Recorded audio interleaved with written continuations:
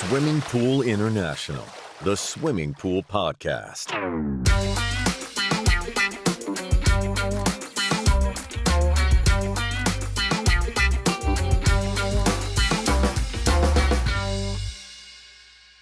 A warm welcome to our International Swimming Pool Podcast. In front of me sits Angela Herrmann, International Sales Manager at Banker Manufacturing in Germany. And in front of me sits Michael Fisser, Export Manager at Flovo Schmalenberger from Tübingen in Germany. Hi, Michael. How are you today? Oh, very well.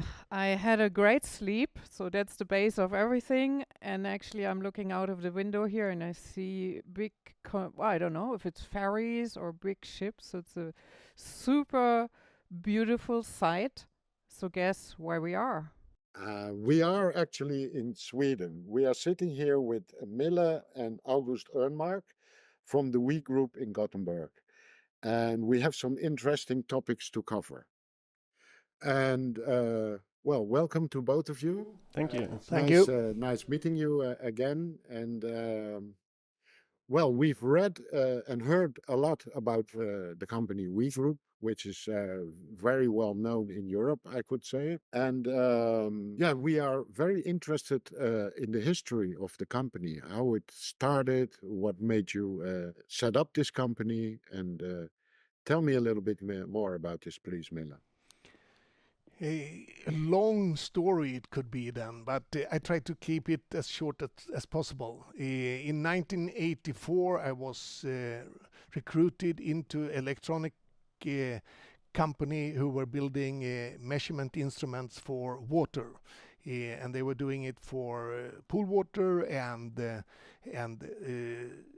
potable water and environmental water also. And after just a couple of years, it developed, so it started to be an installation company for public pools. And that company is still working. It's the company Enviro today. I'm really proud of the development of the company, even if I'm not a part of it any longer. We were a small company in the 80s and struggled against other bigger companies here in this region, and by a lot of work it developed to be the biggest company in Sweden for that. Some of the other companies have disappeared by bankruptcy, or they've been going in retirement or something like that. In the 90s, I left this industry and went over to a stock exchange company working with environmental questions all over the world.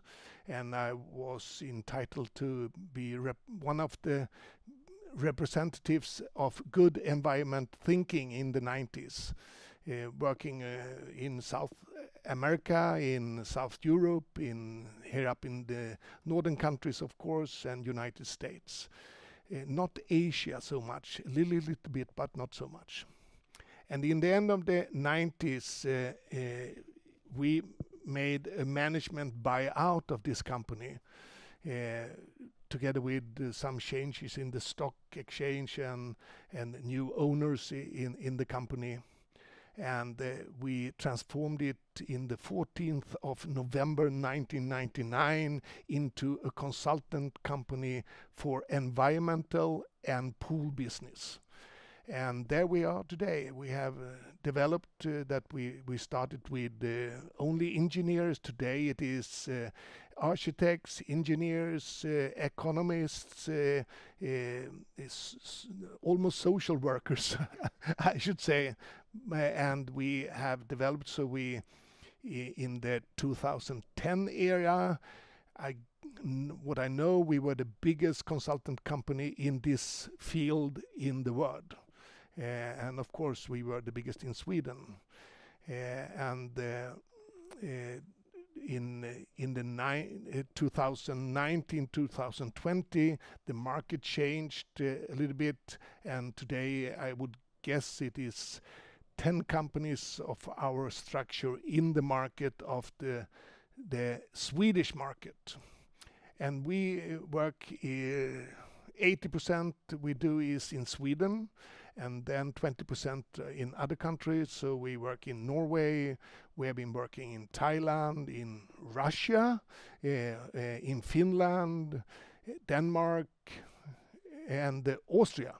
Maybe you can tell us a bit what you do, like where you start with the work and the whole process of what you actually are doing.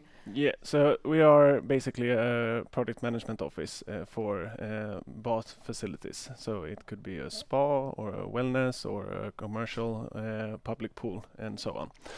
And everything starts with the feasibility study. So you do a pre-study for the project. We want to see the current situation of the location, or if you have a bathhouse or something like that. You do a needs and assessments. You do market assessments, and then you know what type of facility the customer needs. And after that, you go and do sketches and price assessments for the project. And then you see the net operation of the facility. So basically, you're getting the market of what are you supposed to build to accommodate the needs for maybe the municipality or the customer in hand. After that, we go into the program documentation, which is more architectural designs, where it's supposed to be located, how big it's supposed to be.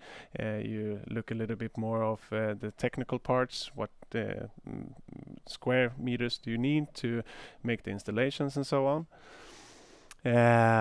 And after that, you go into the project planning documents, which means you do a lot of LCCs and LCAs. You look at the product. You maybe have a 25 times 12.5 meters pool. You need to check how is it supposed to be run, how it's supposed to be the lifespan of it, how long is the facility going to stay. So you know how many filters you're gonna have, you know how you're gonna do with the pumpings, and you know how you're gonna do with the construction of the pool as well.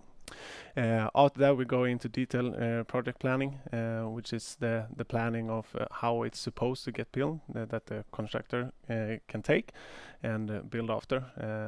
And it's everything from construction, architecture, installations, and so on, heating, water, ventilation, electricians, and everything in between. When we've done that part, we're going into subcontractors. So we are finding the contractors that are going to do the contract. Often we do it in a public tender. So we go out, ask the market, come in with a price, and we find out which one is going to make the installation. Either we go for general, or we go in divided constructions. So either we go with one, or we can go with 32. Depends on the customer's goals for the project. And then we go into the construction part. We have the establishment. Everybody comes there. Maybe 100, 200 people works at the site. We're doing the construction, and then the facility is done. We cut the bands off, and we're planning on how are we going to work with this facility. How are we going to establish the renovation and so on for it. If I may go back a little bit to the beginning, especially the very first part. The first part, yeah. When perhaps it's sales people of your company that visit a potential client, how does this go? Do they together sit in a room and say, okay, we have this pool, we are thinking of having some water features there, we want the 50 meters, it needs to be suitable for teaching swimming, for instance. How does this decision process go with a client? Because eventually, in the end, it's the client that is the decisive factor, I assume. It will be divided. If it's a renovation of a facility, then it's not so much more to do than look at the laws, because then we have to fulfill the new laws. Were maybe built in the 1960s, and it have a lifespan of 40 to 50 years. After that, it's used, so to speak. So if in that situation, and that is not the huge amount normally, it is new facilities, and then it is often that they have an idea, the politicians, what they want to fulfill. Of course, they want to fulfill learning of swimming. That is number one. And then the next is getting the people to be healthy, to exercise and be in the movement of doing something.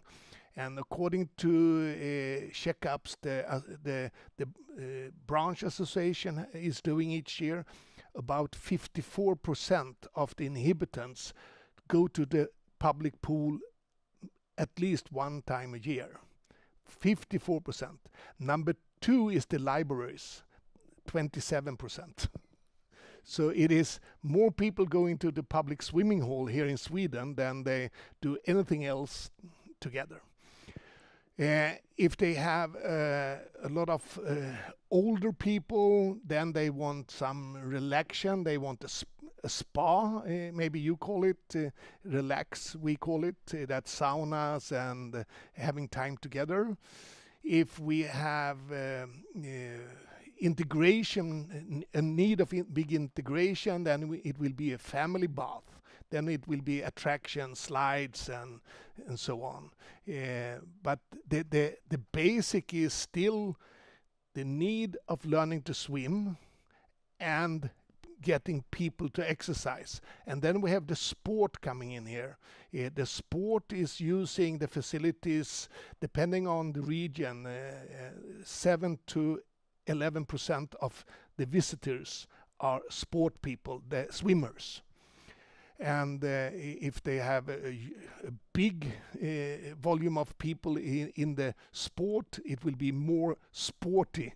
Then it could be a 50 meters pool or something like that, depending on how high voices the sport organizations have.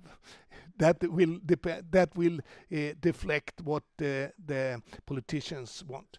When we get all that material, we have numbers how to calculate, for example, the changing rooms. It is not the same changing room for each facility. It's depending on how they are going to use it.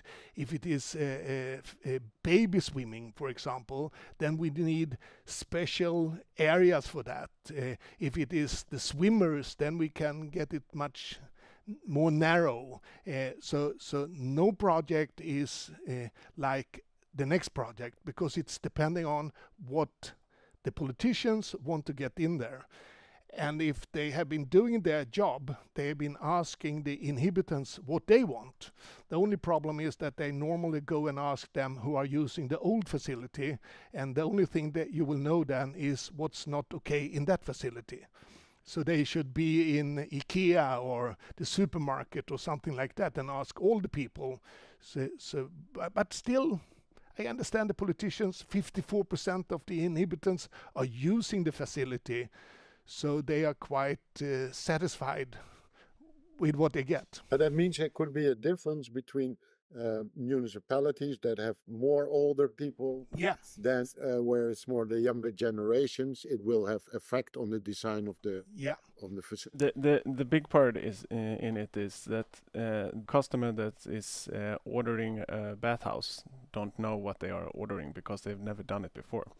So the important part for us that's done this 300 times or something like that is the market analysis. You go in and you watch what is the competition around, even for a municipality. So if they have a lot of water slides over there, maybe we're not going to have water slides, maybe we're going to have a wave pool instead or something like that, so you can attract people. And what Mille is saying as well is every stage of the pool facility is to get used to the water, so you are able to swim. And in Sweden, we are doing it with attractions. We are doing it with 25 times 12.5 pools, and so on and so on. So it's supposed to bring people to the water so they are comfortable when they are entering it. And you can do it in a water slide, and you can do it by swimming. So the market analysis is the part where you decide what type of facility is it going to be. Then you go into the project planning documents and the detailed project planning, where you decide you're actually gonna get this type of attraction, maybe a cobra or something like that. So you can really convince also, when you have done this analysis, you can convince and say, maybe here it would be better to do more, as you said, more water slides or more attractions, because people would be, they would more take this than just go swimming, for example, right? And for a company like us, we are not partial of the installation because we are consultants. So when we are telling them it's a good part for you to bring this to the facility, we don't make any money of saying that. It's a good thing, and we are not living in the municipality, so we are not partial to I want a water slide or I want a wave pool or something like that. It's something that I'm probably not even going to visit, because Sweden is approximately 1,600 k's long. So compared to Holland with 400. yeah.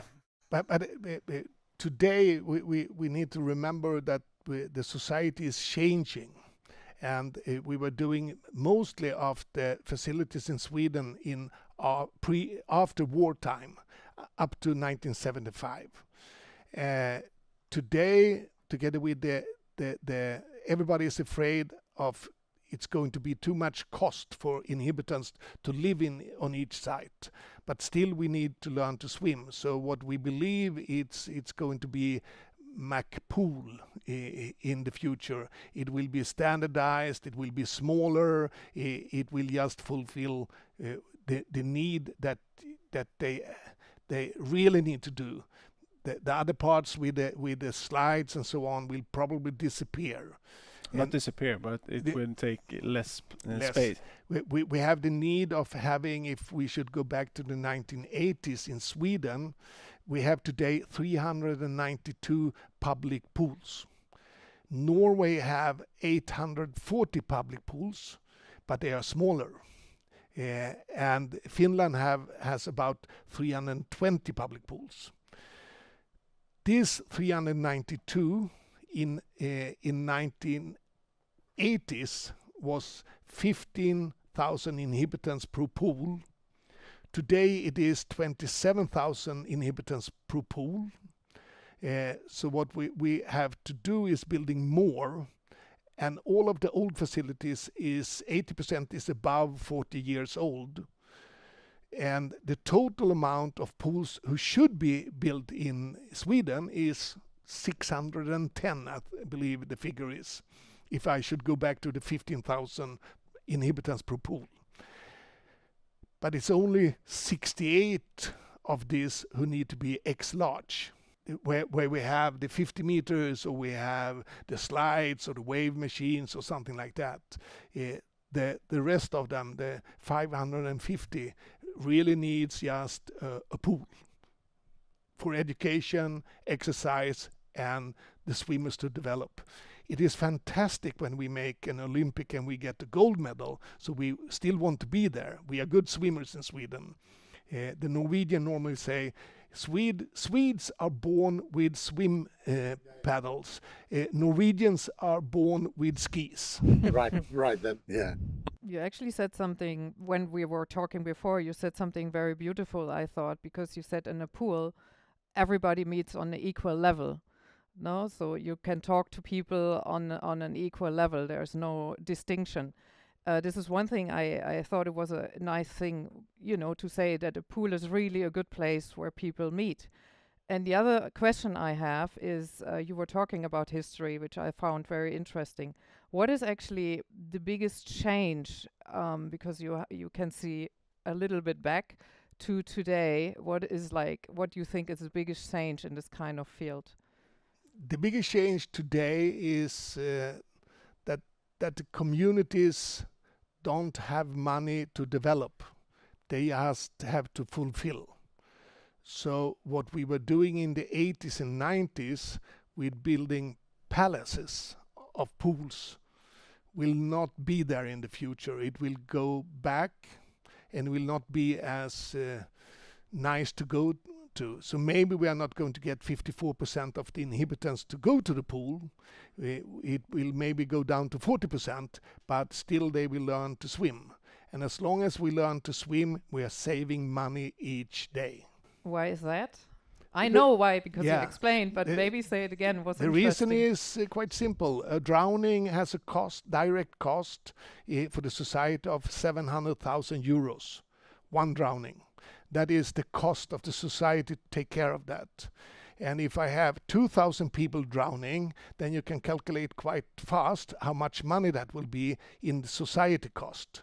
And if you go the other way and you take away that, that's an alternative cost. And that was something we were really good at in the 70s and 80s to calculate. If we could get people not to kill each other, shoot on each other or whatever, destroying facilities, what could we do with that money and what could we use to do that? And we did do that. We were doing that quite well. Unfortunately today, I don't believe a politician knows about alternative cost. Mm-hmm. They only know about cost. What you find in when we are in the process of building something, if today the society have problem with the sewage treatment plants. They were built in the 60s and 70s, so they are old, and the amount of people have been more, and the cost of building a sewage treatment plant today is between 100 to 150 million euros. That's the cost. To build a pool facility with slides and who is interesting for the 54% to visit, the cost is about 40 to 50 million euros. The day they talk about building something for 150 million euros, you will see a small notice in the press and nobody is taking notice about it. It will cost 150 million euros and nobody is talking about that. It's because they are not interested, they are not visiting it or anything. And then the next day we will build a swimming facility for 40 million euros. And that will be page up and page down of people commenting if this is correct, is it, are we using the money in the correct way, and so on. So what we understand is that people love pools. And we should always remember that, because then it's an interesting market we are into, because we're doing something for the society. Well, and so like you said, the spending is a lot less, which we see across Europe, of course. But one other thing that really fascinates me in the chain that you support is the business development part of it. Is that where you also advise your client how you can run the pool, how to make money, how to get at least break even on costs? Yeah. How does this work? Is this on things like energy consumption and things like that as well? Can you Yeah. a little bit? So- Just one thing. You can never get the cost and the income to be in the same level. It will always be a higher cost than the income you get from it when you talk about direct income. You need to have the alternative cost income. Then it will be profitable at once. Food and beverage, hotel nights, and so on. You can't make money just for the bathhouse. You can't just put a bathhouse and think you're going to make a lot of money. You need to have everything else around it. So that's what he's saying. So, but basically for us, it's when you're going into the planning, you're doing the market analysis to see if the product is good. You're having the right type of pools, the right type of attractions, and so on. Just Mille has an explaining that just if you put in a water slide with a loop, you're actually going to make money in the marketing way, because everybody else is going to market you that you have a loop. So it's a lot of those things that you look at as well. But if you're going into the facility, you are looking at how we are going to construct the house and the pools, and see how we can make it efficient with isolations, with windows, with the concrete, or what type of installation you're going to make. And then you go in for the installation, and the installation in a bathhouse is basically like a body. Everything needs to work together. You can't have a good heart, bad lungs. Then it's not going to work. So it's the same with the bathhouse. You need to have the water treatment good, and the ventilation good, and the energy consumption good, and so on. And you need to build it together like a big heating pump to make the most out of it. And if you're able to do it in a good way, you're actually gonna save money in the long run, because you're going to get a facility that is going to work a longer lifespan instead of a shorter one, because we have a lot of chemicals, we have a lot of heat, we have a lot of moisture and stuff in the air. And then you're actually also going to save money in the energy consumption, because the water needs heating and the ventilation needs heating as well.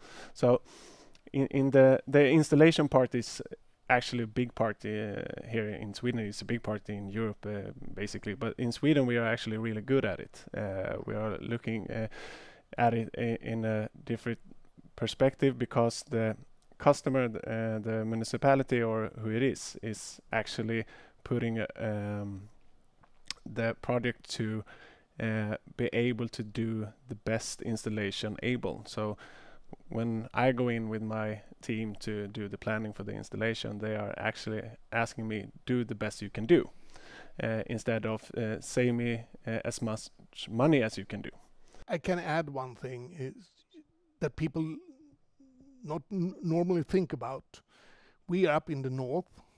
We have been having the winters of design temperature minus 25 degrees the last 100 years, probably 1,000 years. But as long as we have been industrial doing things. And together with that, we have already solved a lot of environmental issues with our buildings that you probably a little bit south of Sweden and Norway and Finland are working with as new inventions. When I'm down listening to your professors and so on, and they talk about we have been doing this, and I'm fluidly speaking of German, so I normally translate when I have a group. And all of a sudden I understand he's talking about something we were doing 30 years ago. Because if we haven't been doing that, the facilities should have been closed. Yeah, because the southern part of Sweden is the warmest part of Sweden, and that's the northest part of Germany. so it's a little bit different how we design and how we are working with it. But the big part is you need to look at everything. You can't just look at one particular part. And the architect needs to do a good facility because people needs to enter the facility. We need to fill it up. Otherwise, everything is down the drain. Yes, exactly. You said like when you look at the things, you take the best products, right? And my question would be how do you choose these best products? How do you they are specified? How does it work? So when we are looking at what type of installation we need to do, first hand we need to see how are we going to make this work together. It doesn't mean that we need some specific brand or anything like that. We just need to see the total installation at the beginning. What are the architects trying to accomplish? What are the end customer feeling of the facility, and then the installation needs to work with this. So that's the first part. So just see how are the installations going to be. The second part is basically how long of a lifespan does the installation need to have. So if we are going to make a facility that's we are planning on, we are going to do a renovation, or we are going to rebuild it, or we are going to expand it or something like that, we maybe want 10, 15 years or something like that.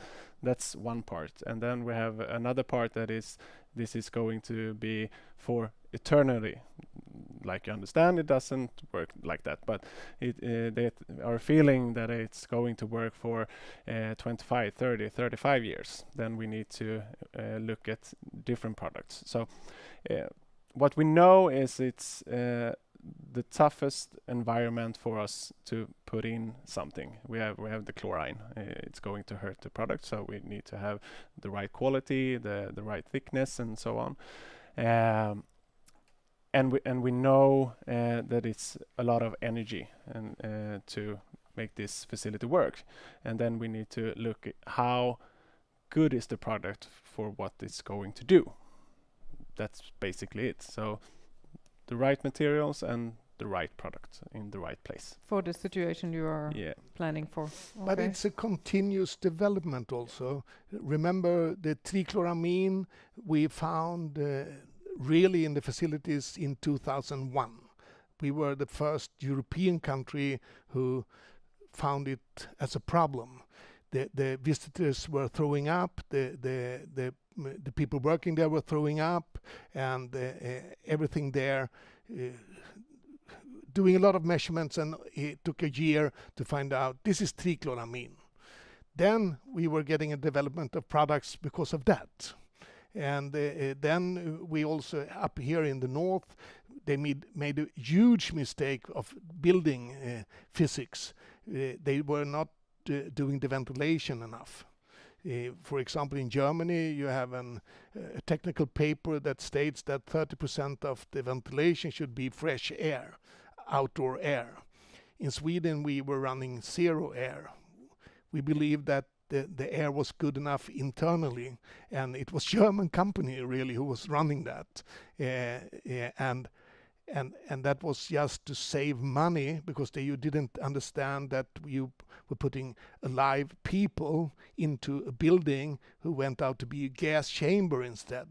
So today, when we read the law, what we have to do and so on, it's not allowed to do that way. So we are still developing the technology each day, I would say.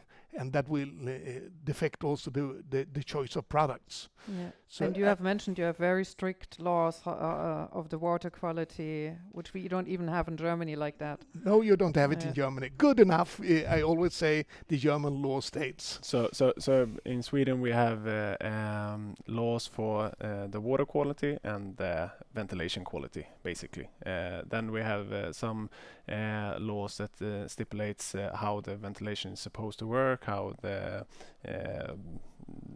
heating are supposed to work, and how the isolation is supposed to be able to resist, and so on as well. But basically it's what they are looking at when the facility is done. They are looking at the water and the ventilation. And nowadays I would assume also like in Germany in particular, heating up the pools is becoming, since you are such a, let's say, cold country, energy consumption on heating up or keeping the pools at the right temperature, especially private pools, isn't a topic here at all.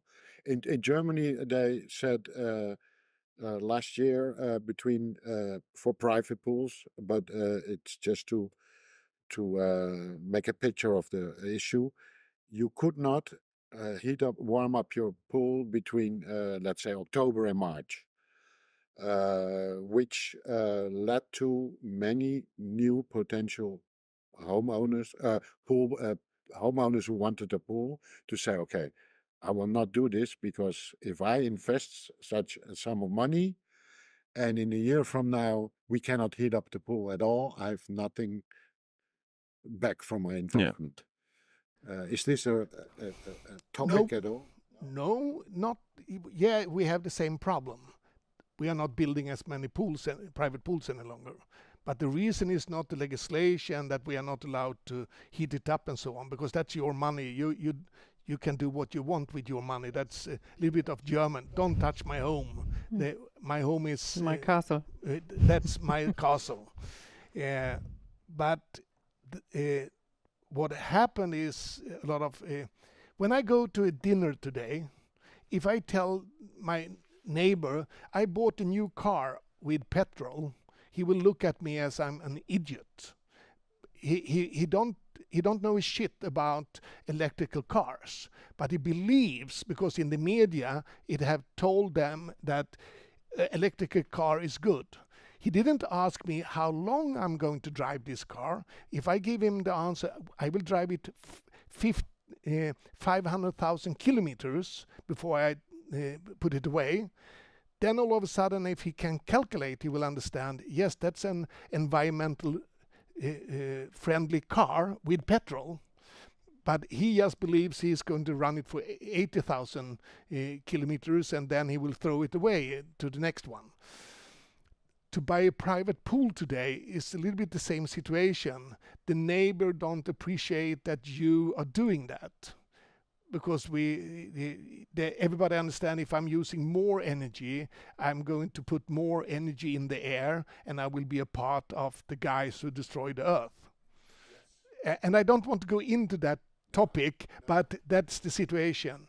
And also the cost of energy have risen. So to run the facility, we get the problem. But of course, we are as the rest of Europe. We have a lot of water, but some areas we don't have that amount of water, of fresh water. So then it's not allowed to fill the pools. So where I live 60 kilometers south of Gothenburg. There on this Friday they stopped. You are not allowed to put water on the garden. You are not allowed to fill the pool. We have not been allowed to wash the cars for a long time, so that we don't have to put in there. But we are not allowed to use water for anything else than surviving. That's and surprising. Showering, so I'm fresh. I thought that would be the problem in Spain. It Or in is, but south it's of local. France, or- It's local. It's depending on how much they have developed the water treatment facility, how much water they can take out from that. And we have a problem. We were 8 million people 1980. We are 11 million people today. And I don't believe that they have expanded the water plants, the sewer plants, and so on with 30%. I guess they are in the same situation as the pool is. So it's nothing funny with that. And then it's more legislation if they are allowed to take out that groundwater. We have as many groundwater lakes as we have lakes above. Here in Sweden. We have more lakes in Sweden than they have in Finland. People believe that Finland is more, but we have more. I think it's 120,000 lakes.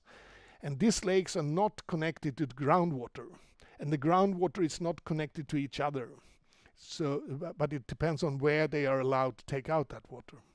Mhm. But the legislation of not filling the pool or watering the garden is a shorter span than it is in Spain. So maybe it's for him, he can't water his plants for 1 week, 2 weeks, 3 weeks or something like that. Then he can start watering them like once more. Now I just really feel so sorry about you, because you were like the country of what we see of wellness, you know, like we really see you had sauna, you're always there.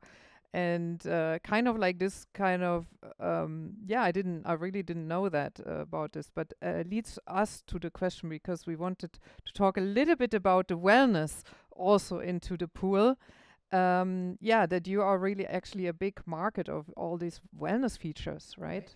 Yeah, so it's when you're getting into the project, you are looking at how you're going to do the attraction in the product. So basically, you're always going to have somewhere where you can swim and you can train. So it's maybe 25 times 12.5. You're going to have an education So maybe a pool with a movable floor or something like that. And then you're gonna have some type of attraction. And then you are looking at what kind of people do we want to attract? The small ones, maybe 1-year-olds up to 3, 4, and then we are looking at how we're going to attract the 5-year-olds, 6-year-olds, 7, 8, 9, and then how we're going to attract above that. So that's how we decide. So maybe getting just a small kids pool, and you're going to have the attractions in that one, or you're going to do more of a family pool. So you're getting a canal, you're getting like a cobra, you're getting massage nozzles and stuff like that. And that's just the attraction parts, bringing people to the water. And everything is fun when you're working with that. It's always fun. It's a little bit also you were into that we are trying to advise our customers how to use the facility. And if we have 100% usage of a public pool facility, that is 108 hours a week. That is what the maximum we can get out. If they want to have it 108 hours a week, then they have to add things that attract people on time where it's not normal. So it is adding into the 108 hours. If you're a good politician, you want to get out 100% effect of your investment. That is 108 hours a week. And then it's not good enough with a 25-meter pool. That will not be 108 hours usage. So if I would go with my family, I wouldn't just go to a 25 meters pool. I want something else. I want something to splash around and happening, and water slide or massage or anything like that. So it's a cultural thing that we are working with it, and it's there. It's always there in every project. So you're always discussing it in every project. How are we going to do the attraction for this kind of facility? And then money talks. Okay, so then I was a little bit under the wrong impression. I actually also talked about this topic with my wife, and she said, I said, wellness is much more a thing in Swedish pools than it's anywhere in the world, in my opinion, in public pools. So she asked me, does it have anything to do with the Swedish traditional things with saunas and stuff like we don't have? But now I understand it's also very much an economical decision. Yeah. And fulfilling these 108 hours or so it's not just about Swedish people loving wellness so much more. It is about return on investment. Yeah. People don't know this, but in Germany, we go to Germany to experience saunas. Really? Because Germany have much better saunas than we have. We have the sauna as a culture thing at home. Right.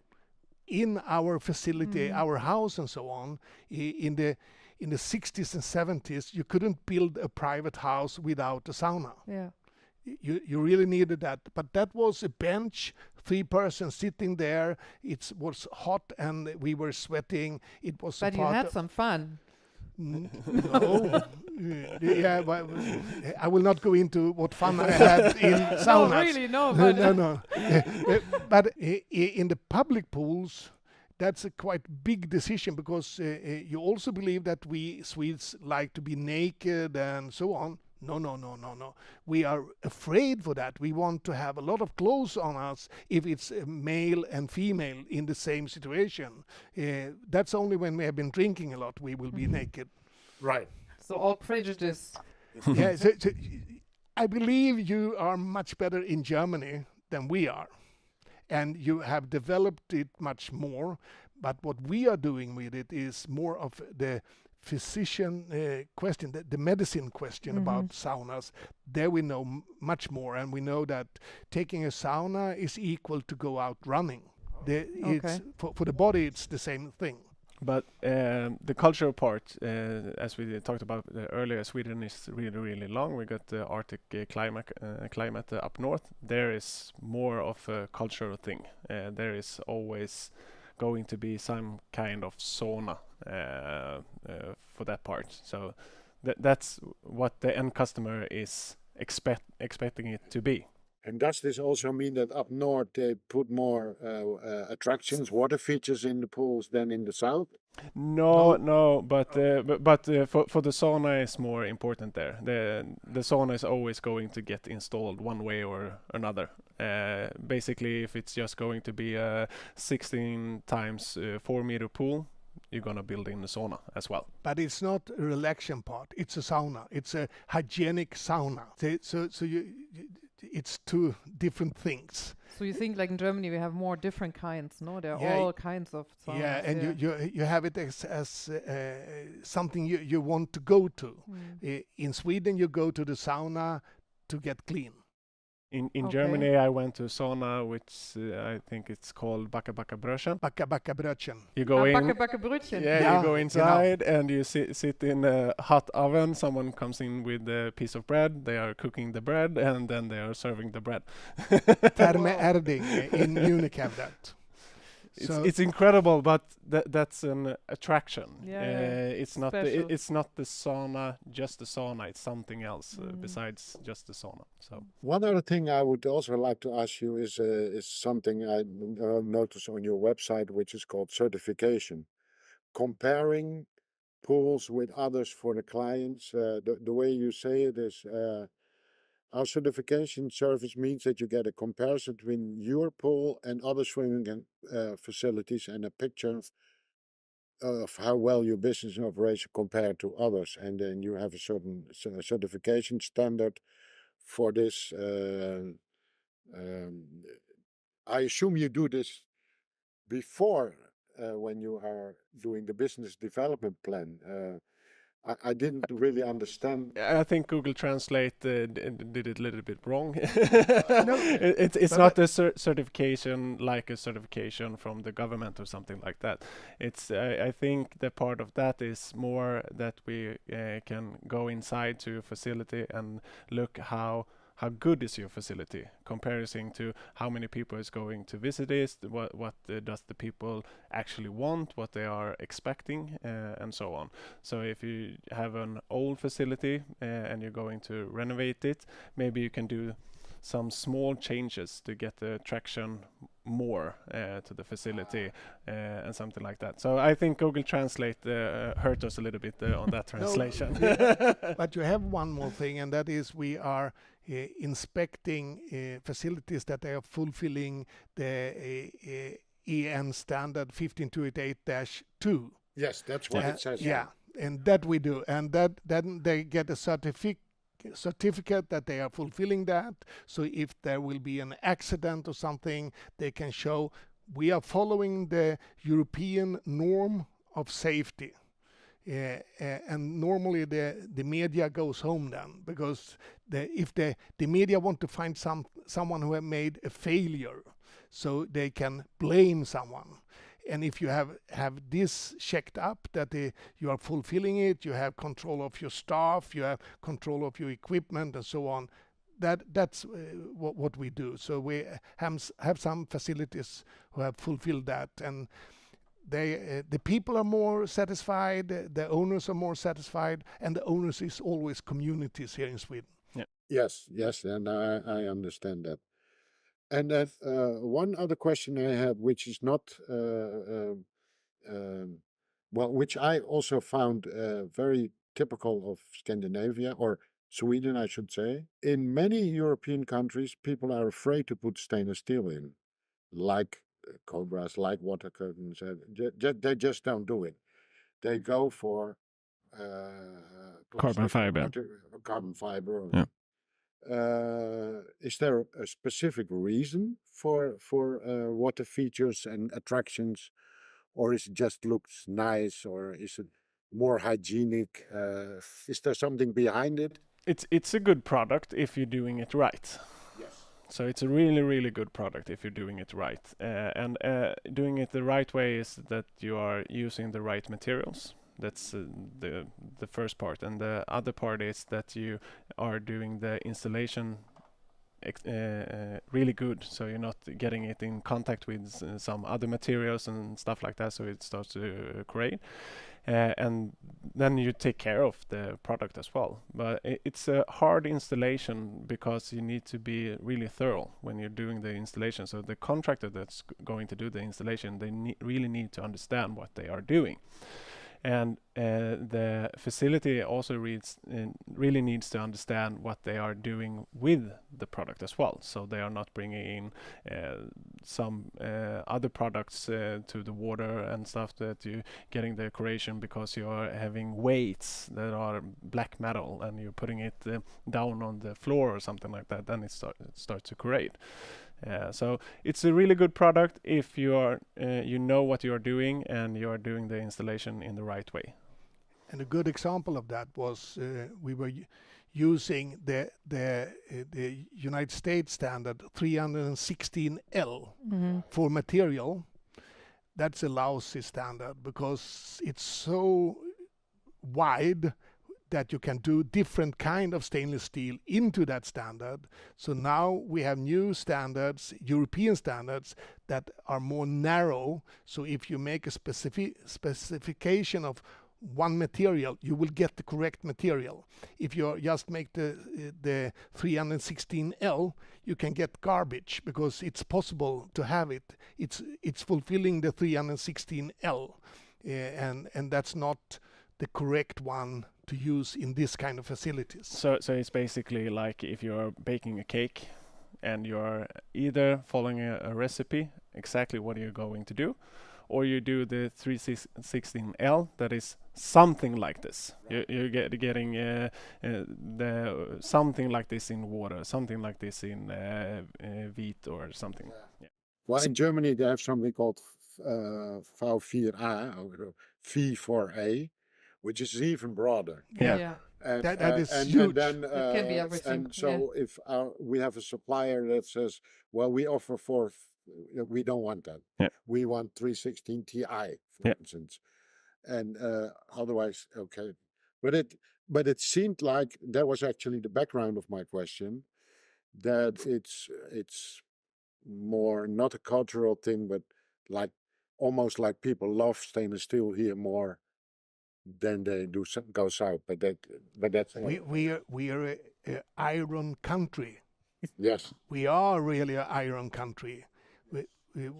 We have 2.5 billion euros a year in income to the government just from our mine up in Kiruna. But the architectural thing is also something you need to look at. So if you are bringing a Cobra, for example, it's really when you're getting it in a stainless steel, you're getting it really thin. You can get it really narrow, so you're getting the Scandinavian touch of it. So the architects are more used to work with that kind of product instead of maybe getting a carbon fiber that's maybe getting a little bit more volume, getting a little bit another shape, and so on. So it's the structural part of the stainless steel you can do a little bit different comparison to something else, and the architectural part is used to work with that. But we don't like it in pools. We don't want the pools to be in stainless steel. No. I'm talking about the attractions and water features. And, so, is there anything, we've covered a lot of topics, very interesting, I must say. And is there, do you have more questions, Angela? No, but I have learned a lot, and we always ask us, what have we learned? Today, And yes. I have learned, that you actually go to the sauna and go to Germany, which I found that most surprising. But I have learned a lot of things also, to be honest, from the history and how it has developed, how you start from the scratch until you really hand over and cut the ribbon, and how the whole process of this consulting is going.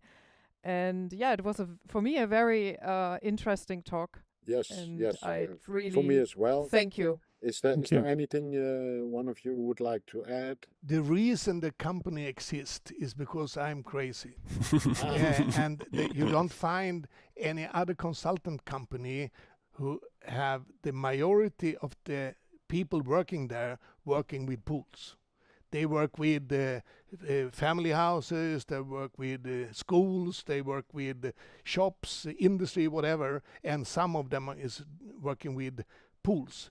I think that 80% of the 39 employees here is working daily and solely with pools. Right.